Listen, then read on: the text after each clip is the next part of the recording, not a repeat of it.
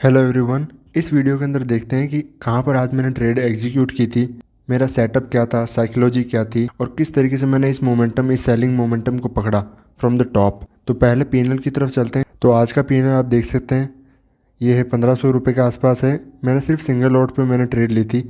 ये जो first trade आप देख सकते हैं, इसके अंदर मुझे प्रॉफिट हुआ था। तो चार्ट पर चलते हैं और इस ट्रेड के पीछे का लॉजिक समझते हैं और सेटअप क्या था, कहाँ पर ट्रेड एग्जीक्यूट की थी, वो डिटेल में समझते हैं। तो आज का जो मार्केट था बहुत सिंपल था मेरे हिसाब से। मार्केट ओपन हुआ गैप डाउन और यहाँ पर एक कंप्लीट गैप दिख रहा है हमें। तो ज़्यादातर रिटेलर्स की साइकोलॉजी ये थी कि मार्केट ओपन होते ही गैप फिल कर देगा, क्योंकि फर्स्ट कैंडल जो है वो ग्रीन कैंडल बना दी, एक बुलिश कैंडल बनाई।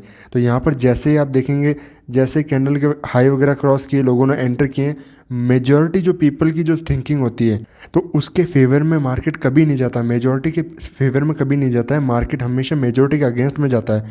तो जब मुझे ये समझ में आ गया कि साइकोलॉजी जो है बहुत ऑब्वियस हो रही है कि यहाँ पर पहली कैंडल बुलिश बनना, उसके बाद में ये गैप फिलिंग के लिए मार्केट जाना, सबको गैप दिख रहा है और यहाँ पर कोई और कुछ लेवल्स है भी नहीं है। देखो यहाँ पर आया, इसके अंदर भी क्लोज कर दिया। तो यहाँ पर ज़्यादातर चांसेस इसी चीज़ के हैं कि यहाँ से रिवर्स होने के बजाय गैप फिल कर दे। तो ये है सिंपल थिंकिंग, बिल्कुल ऑब्वियस थिंकिंग, जो कि एक रिटेल ट्रेडर सोचता है। कॉइन के दूसरे पहलू पर कभी नहीं सोचता, वो सिर्फ जो दिख रहा है बस उसी को देखता है। जो प्रॉफिटेबल ट्रेडर होता है वो हमेशा कॉइन के दूसरे पहलू को भी देखता है कि जहाँ पर मेजॉरिटी लोग घुसेंगे हमेशा उसके अगेंस्ट के अंदर बैठना चाहिए।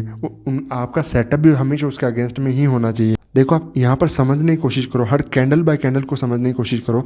वापस इसका हाई क्रॉस किया पर ऊपर की तरफ जा नहीं पाया, क्योंकि इतनी सी तो डिस्टेंस ही। अगर यहाँ तक आ जाता ना तो रिटेल ट्रेडर्स जो थे अपना प्रॉफिट बुक कर लेते। It was around like 50 point हो जाता, अपना प्रॉफिट बुक कर लेते और एग्जिट कर देते। बट ऐसा नहीं हुआ, मार्केट ने वापस हाई क्रॉस किया और मार्केट यहीं पर रुक गया। तो जैसे ही ये कैंडल ने पोज लिया, इट वॉज क्लियर कि मार्केट ऊपर जाने में इंटरेस्टेड नहीं है, गैप फिल करने में नहीं है, क्योंकि बहुत ज़्यादा डिस्टेंस तो थी नहीं इजीली फर्स्ट कैंडल के अंदर। क्योंकि मार्केट का बिहेवियर ऐसा होता है कि जब भी मॉर्निंग के अंदर मार्केट मोमेंटम करता है तो मॉर्निंग में अगर या तो सेलिंग आनी तो फास्ट आ जाता है, बाइंग भी जानी है तो उस फेवर में फटाफट चला जाता है, पोज नहीं लेता है। तो यहाँ पर ईजिली यहाँ पर पोज ले लिया, तो ये क्लियर साइन था कि मार्केट ऊपर जाने में इंटरेस्टेड नहीं है। तो मैंने जैसे ही ये डोजी कैंडल मैंने पोज लिया, इसका हाई क्रॉस किया और वापस अंदर आकर के जैसे ही लो क्रॉस किया तो मैंने यहाँ पे सेल कर दिया।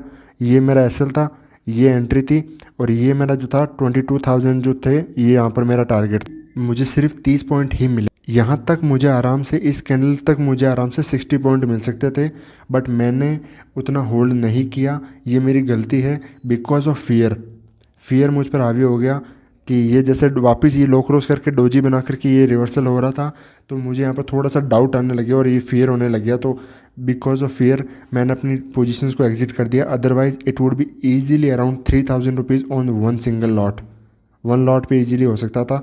तो ये चीज़ें आपको सीखनी है। मैं भी अपनी ट्रेडिंग को इसके अंदर वापस इंप्रूव करने की कोशिश करूँगा कि इन फ्यूचर में कभी भी अपने स्टॉप लॉस या टारगेट के बीच में कभी एग्जिट ना करूँ। इन फ्यूचर में और भी अपनी ट्रेडिंग को बेहतर करूँगा। अपनी जो कमियाँ हैं, इमोशनल जो डैमेज वगैरह अपने ट्रेड में होता है उसको मैं कम करूँगा, चांसेस करूँगा कि बहुत कम हो। अपने एग्जीक्यूशन पर पूरा फोकस करूँगा कि मैं प्रॉपर तरीके से एग्जिट कर सकूँ।